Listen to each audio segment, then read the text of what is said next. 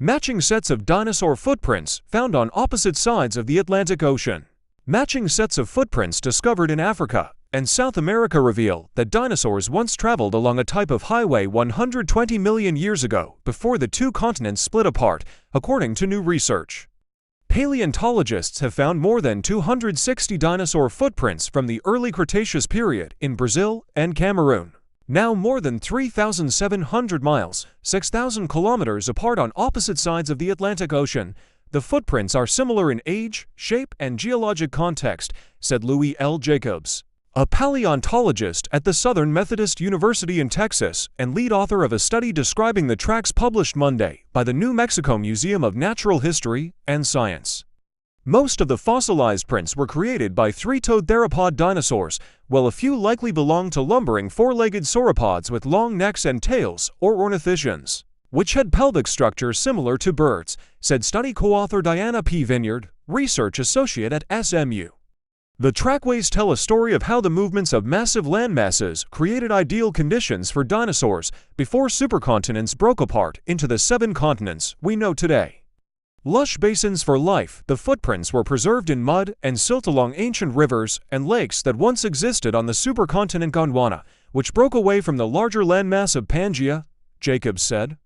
One of the youngest and narrowest geological connections between Africa and South America was the elbow of northeastern Brazil nestled against what is now the coast of Cameroon along the Gulf of Guinea, Jacobs said. The two continents were continuous along that narrow stretch, so that animals on either side of that connection could potentially move across it. Africa and South America began to pull apart from each other about 140 million years ago.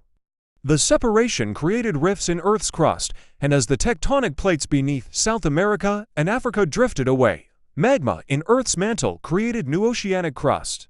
Over time, the South Atlantic Ocean filled the space between the two continents. But before this gradual change took place, different types of basins formed as Earth's surface pulled apart. Rivers fed into the basins, forming lakes, Jacobs said.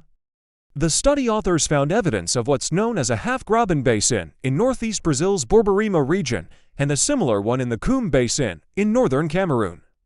A half-graben is an elongate basin formed by pulling a part of the Earth's surface with a fault forming on one side, such that the bottom of the valley tilts down toward the fault along which movement is occurring, Jacobs said by email. Hold your hand in front of you, tilt your fingers down, representing movement along the fault. Rivers will flow down the valley and deposit sediments, and sediments will be eroded from the high side of the valley. Within both basins, the researchers found dinosaur tracks, ancient river and lake sediments, and fossilized pollen. Plants fed the herbivores and supported a food chain, he said. Muddy sediments left by the rivers and lakes contained dinosaur footprints, including those of meat-eaters, documenting that these river valleys could provide specific avenues for life to travel across the continents 120 million years ago. Footprints tell a story, while dinosaur fossils can yield unique insights about the types of animals that roamed the planet millions of years ago. Their footprints provide other windows into the past. Dinosaur tracks are not rare, but unlike the bones usually found, footprints are the proof of dinosaur behavior. How they walked, ran, or otherwise, who they walked with, what environment they walked through, what direction they were going, and where they were when they were doing it, Jacobs said.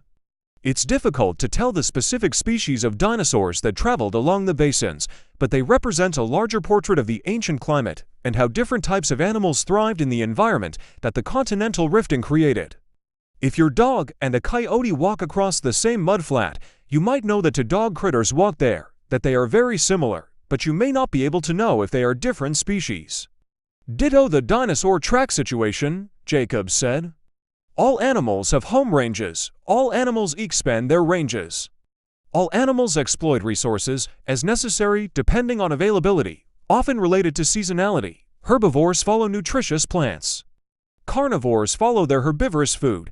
At the time, rainfall levels helped create a tropical rainforest-type environment with abundant vegetation. Animals came to the basins from both present-day Africa and South America, causing their populations to mix. Imagine a lush, open basin with vegetation for the herbivores and carnivores following, said study co-author Lawrence Flynn. assistant director for the American School of Prehistoric Research and lab safety coordinator within the Department of Human Evolutionary Biology at Harvard University. If nobody is there on the new turf, then animals will disperse into it, given no competition. Later, once the continents drifted apart, this disruption likely caused a break in genetic continuity, a key driver of evolution, Jacobs said.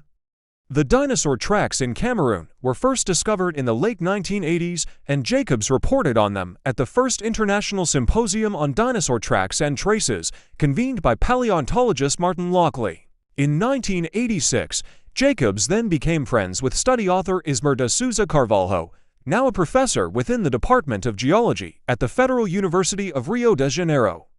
Jacobs was studying dinosaur movements from the African side, while Carvalho was studying them from the Brazilian side. As research into the basins in Africa and South America has continued in the following decades, Jacobs and Carvalho and their colleagues reviewed existing and new fieldwork and research to analyze the matching aspects. The new study is being published in tribute to Lockley, who devoted his career to studying dinosaur footprints. We wanted to put new and evolving geological and paleontological evidence together to tell a story more specifically of where and why and when dispersals between the continents happened, Jacobs said. One beauty of this Earth is that any of us can see that Africa and South America used to fit together like puzzle pieces. It is easy to conceive that in a connected world, animals, including dinosaurs, could and would be likely to move from place to place.